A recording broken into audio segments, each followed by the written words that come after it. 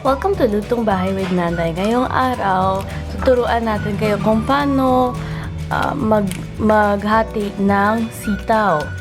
Ate Chana? Kamay lang.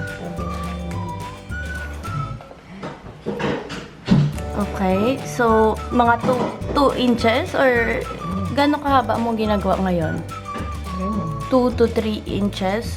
Okay. So, yan. Ganyan mag-chop. Maghati ng may technique ba yan kung paano ginagawa sa kamay? Kamay lang. Putol.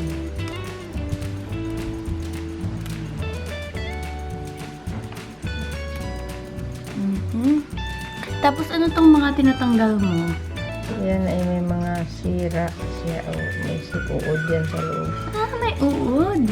Yan ang mga ganyan o butas. Okay. Bahay yan. So, yun. Huwag nyo isama yung mga may butas or uod. Okay. Subukan ko nga din.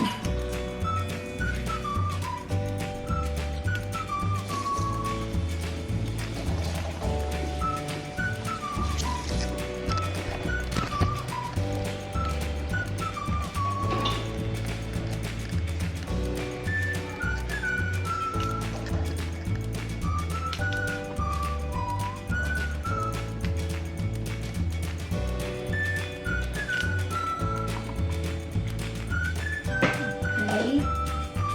So, una tatanggalin natin tong mga Yan, dulo niya. dulo parts. Okay. And then, Ito. ang pati yung dulo to dulo tatanggalin.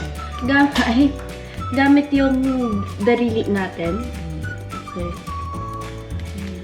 Ganyan lang. Ganyan lang. Okay. Ayan. So, ganun Lambot naman. Okay.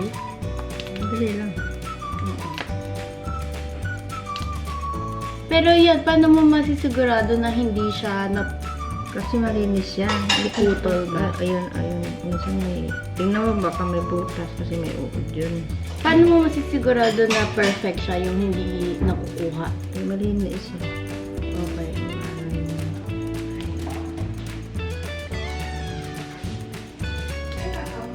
Okay. So, ganyan tayo. Ganyan malinis. Okay. Parang isang buong kamay mo. Ganon. Ayun. Okay, everybody. So, that is how tayo naghihimay ng ating sitaw. See you in the next video.